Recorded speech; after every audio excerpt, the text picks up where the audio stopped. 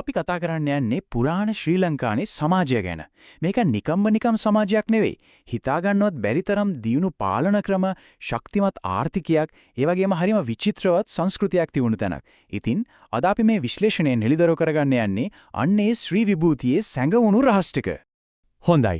එතකොට අපිට එන ලොකුම ප්‍රශ්නේ තමයි කොහොමද මේ තරම් විස්මිත ශිෂ්ටාචාරයක් ගොඩනෙගුණේ?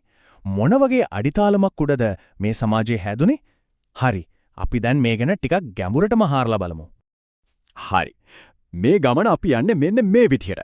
මුලින්ම අපි බලමු එයාලගේ පාලන තන්ත්‍රය, ඒ කියන්නේ බලයේ සැලැස්ම කොහොමද තිබුණේ කියලා. ඊට පස්සේ මේ සමාජයට ජීවය දුන්න ආර්ථිකය ගැන කතා කරමු. ඊළඟට ජාතියේ ආත්මය වගේ වුණු සංස්කෘතිය දිහා බලමු. අන්තිමටම එයාලගේ නිර්මාණශීලීත්ව සහ සහජීවනය ගැනත් කතා කරලා මේ හැම දෙකම වැදගත්ම කරුණු ටික එකට එකතු කරගමු. හරි. එහෙනම් අපි පටන් ගමු පළවෙනි කොටසින්. බලයේ සැලැස්ම. ඒ කියන්නේ පාලන තන්ත්‍රය. බලමුකෝ මේ පුරාණ රාජධානිය කොච්චර පිළිවිලකට සංවිධානය වෙලා කළමනාකරණය වෙලා තිබුණද කියලා. ඇත්තටම පුදුම හිතන කාරණයක් තමයි අද කාලේ දියුණු රාජ්‍යයක වගේම එදත් බලය ප්‍රධාන අංශ තුනකට බෙදලා කිවීම. හිතන්නකෝ ඒ කාලෙට මේක කොච්චර දියුණු සංකල්පයක්ද කියලා. නීති ක්‍රියාත්මක කරපු විධායකය, ඒ කියන්නේ රජතුමයි නිලධාරීනුයි, ඊළඟට නීති හැදුව ව්‍යවස්ථාදායකය, ඒ කියන්නේ රාජකීය සභාව, අන්තිමට යුක්තිය ඉටු කරපු අධිකරණය. දැන් මේක තමයි හරිම රසවත් තැන. මේ වචනේ දිහා බලන්න එක්තැන් සමිය. නමවන සියවසේ සෙල්ලිපිවල මේ වචනේ පාවිච්චි වෙන්නේ විධායකයයි ව්‍යවස්ථාදායකයයි දෙකම හඳුන්වන්න. මේක හැදිලා තියෙන්නේ ඒක ආස්ථාන සාම්‍ය කියන වචන වලින්. සරලවම කිව්වොත් තේරුම තමයි රාජසභාවේ එකඟතාවය. බලන්නකෝ රජතුමා තනියම තීරණ අරන් නැහැ. සාමූහික එකඟතාවයක කොච්චර ලොකු තැනක් දීලා තිනොද කියලා මේකෙන් පැහැදිලි වෙනවා. මෙන්න තියෙනවා ඒ නීතියේ බලයයි ස්ථිරත්වයයි පෙන්නන නියම සාක්ෂියක්. මේ සෙල්ලිපියේ තියෙන සංකේත වලින් කියන්නේ ඉරහන පවතින තාක්කල් මේ නියෝගය වළංගුයි කියන එක. ඒ විතරක් නෙවෙයි මේක කඩ කරන අයට ශාපයක් පවා තියෙනවා. සුනකයෝයි කපුටෝයි වෙලා ඉපදෙන්න කියලා. ඒකෙන් අපිට තේරෙනවා නීතියට කොයිතරම් ගෞරවයක්, කොයිතරම් බලයක් ඒ කාලේ තිබුණද කියලා. හැම මේ පාලනේ අගනුවරට විතරක් සීමා වුණේ නැහැ. ඒක තමයි විශේෂත්වය. මධ්‍යම රජයේ තිබුණේ අනුරාධපුරේ රජතුමා යටතේ. හැබැයි නාගදීපේ වගේ ඈත පළාත් පාලනය කරන්න ආණ්ඩුකාරවරු හිටියා. ඊටත් එහාට ගිහින් ගම් මට්ටමටම පාලනය ගෙනිච්චා.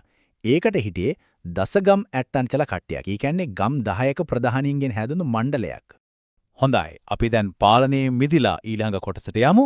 ඒ තමයි මේ මුළු සමාජයම පෝෂණය කරපු එන්ජින් වගේ වුණු ආර්ථිකය. බලමු එයාලගේ ජීවනෝපායන්, කර්මාන්ත සහ වෙළඳාම කොහොමද තිබුණේ කියලා. හේන් ගොවිතැන කියන්නේ එයාලගේ පැරණිම කෘෂිකාර්මික ක්‍රමයක්. දැන් බලන්න කැලෑවෙන් ටිකක් එලි කරලා ගිනි තියලා තමයි මේ හේන හදාගන්නේ. ඒ පස හරිම සාරවත්. වනසතුන්ගෙන් භෝගතික බේරගන්න පැලක් හදනවා, දඬු වැටක් ගහනවා. හැබැයි පුදුමම දේ තමයි ටික කාලයක් වගා කරලා ඒ හේන අතෑරියම ආයමත් එතන කැලෑව වැවෙනවා. ඒ කියන්නේ මේක පරිසරයට හානියක් නැති හරිම තිරසාර ක්‍රමයක්. මහා පරාක්‍රමබාහු රජතුමා කියපු හරිම ප්‍රසිද්ධ කතාවක් තියෙනවා. අහසින් වැටෙන එක දිය බිඳක්වත් මිනිස්සාට ප්‍රයෝජනයක් නොගෙන මුහුදට ගලාගෙන යන්න ඉඩ දෙන්න එපා කියලා. හිතන්නකෝ මේ දැක්ම ගැන. මේකෙන් අපිට පැහැදිලි වී ගොවිතැනට වතුර කොච්චර වටිනවද, ඒ ජල කළමනාකරණය ගැන එයාලට කොච්චර ගැඹුරු අවබෝධයක් තිබුණද කියලා. අන්නේ දැක්ම තමයි අපේ රටේ දැවන්ත වැව් අමුණු වාර්ය පද්ධති හැදෙන්න මූලිකම හේතුව වුණේ.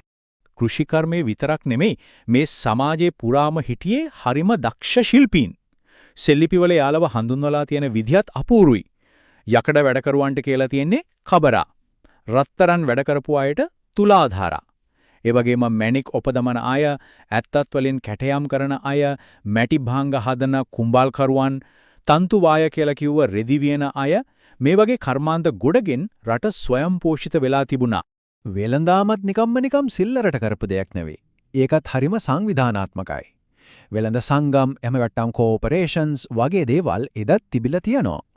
සිල්ලිපිවල මේවට පාවිච්චි කරන වචන තමයි පූගය. මේකෙන් අපිට තේරෙනවා වෙළඳාම කියන්නේ තනි පුද්ගලයන්ට වඩා බලවත් සංවිධාන හරහා සිද්ධ වුණ දෙයක් කියලා. හරි. දැන් අපි යන්නේ පුරාණ ශ්‍රී ලංකාවේ හදවතටමයි. ඒ කියන්නේ මේ සමාජය හැඩගස්වපු සංස්කෘතික සහ ආධ්‍යාත්මික පැත්තට. බලමු එයාලගේ ආගමික විශ්වාස සහ අධ්‍යාපන ක්‍රම කොයි වගේද කියලා. බුදුදහම ලංකාවට ආපු මුල්ම කාලේ භික්ෂූන් වහන්සේලා වැඩ හිටියේ මේ වගේ ස්වභාවික ගල් ගුහාවල. හැබැයි මේ ගුහා නිකම්ම පාවිච්චි කරේ නැහැ. වැස්සට තැමෙන්නේ නැති වෙන්න ගල කපලා කටාරමක් කොටලා තමයි සංඝයාට පූජා කරේ. හිතාගන්න පුළුවන් ද ලංකාව පුරාම මේ වගේ පූජා කරපු ගල්ලෙන් 10900කටත් වඩා අද වෙනකොට හොයාගෙන තියෙනවා. මෙන්න මේක තමයි වැදගත්ම කාරණයක්. බුදුදහම ප්‍රධාන ආගම වුණාට මේ සමාජයේ අනිත් ආගමවලටත් විවෘත වෙලා තිබුණා. ඇත්තටම ඒ කාලේ ලෝකේ ගොඩක් ශිෂ්ටාචාරවල මේ වගේ දෙයක් දකින්න ලැබෙන්නේ නැහැ.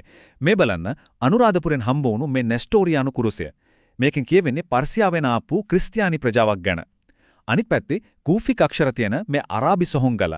මේකෙන් තහවුරු වෙනවා මුස්ලිම් ප්‍රජාවක් මෙහි හිටියා කියලා. ඒ කියන්නේ බුදුදහම, හින්දු, ක්‍රිස්තියානි, ඉස්ලාම් මේ හැම ආගමක්ම එකට පැවතුණු බහුසංස්කෘතික සමාජයක් තමයි එදා තිබිලා තියෙන්නේ. මහා විහාරය අභයගිරිය වගේ බෞද්ධ මධ්‍යස්ථාන කියන්නේ නිකම්ම පන්සල් විතරක් නෙවෙයි. ඒවා ඇත්තටම ජාත්‍යන්තර විශ්වවිද්‍යාල වගේ. විදේශවලින් පවා භික්ෂූන් වහන්සේලා ඇවිත් මෙහෙදි ධර්මය ඉගෙනගෙන තියෙනවා. ඒ නිසා මේවා පුරාණ ලෝකයේ දැනුම හුවමාරු වුණු ප්‍රධානම කේන්ද්‍රස්ථාන බවට පත් වුණා. හොම්බයි. අපි දැන් එනවා අපේ අන්තර්ගතයේ අවසාන කොටසට. මෙතනදී අපි බලන්න යන්නේ එයාලගේ කලාත්මක ජයග්‍රහණය සහ විවිධ ප්‍රජාවන් අතරේ තිබුණු පුදුම සහගත සාමකාමී සහජීවීයනය ගැන. මේ තියන්නේ ඉතින් කවුරුත් දන්න ලෝක ප්‍රසිද්ධ සීගිරිබිතු සිතුවම්.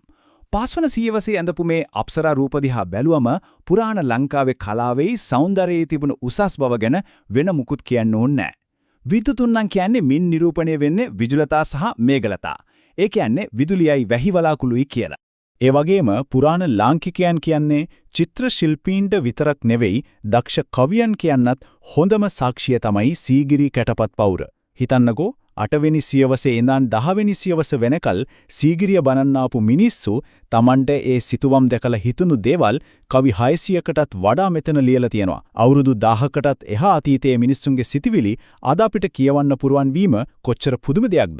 මේ දසුනෙන් අපිට පැහැදිලිවම පේනවා දේශීය සිංහල ජනතාවත් වෙළඳාමටයි විවිධ සේවාවන්ටයි මෙහෙට ඇවිත් පදිංචි වුණු විදේශීය ප්‍රජාවනුත් අතරේ තිබුණු ඒ සාමකාමී සහජීවනය.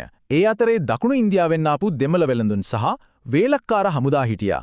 ඇෆ්ගනිස්තානෙන් ආපු කාම්බෝජවරු, ග්‍රීසියෙන් ආපු යවනියන්, අරාබි, පර්ෂියානු ජාතිකයන් මේ වගේ ගොඩක් පිරිස් එකට ජීවත් වෙලා තියෙනවා. හරි.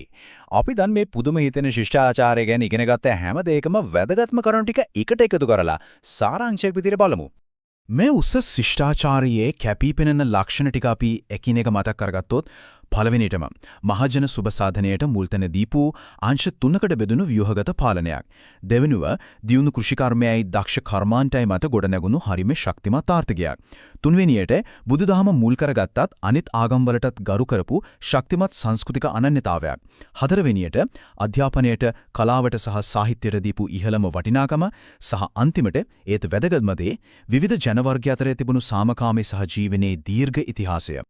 ඉතින් අවසාන වශයෙන් අපිට හිතන්න ඉතුරු වෙන ප්‍රශ්නේ තමයි මේ පුරාණ සමාජයේ තිබුණු ඒ සහජීවනයෙන් සහ ඒ සංකීර්ණ දියුණුවෙන් අද දවසේ අපිට ඉගෙන ගන්න පුළුවන් පාඩම් මොනවද කියන එක. ඒක අතීතයෙන් අපිට ඉගෙන ගන්න පාඩම් මෙනෙහි කරමින් අපි හැමෝටම හිතන්න ඉතිරි කරපු පැනයක්.